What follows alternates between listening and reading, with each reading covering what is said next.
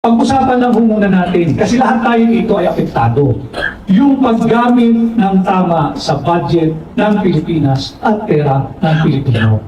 Ang budget po ng Pilipinas for 2024 is something like 5.768 trillion pesos.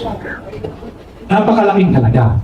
Wala namang problema kung ito ay tinutustos at ginagamit para sa kapakanan ng Pilipino. Subalit kalahati, higit kumulang kalahati po dyan ay nakautang. Parehas yan sa local borrowings and foreign borrowings. Higit kalahati.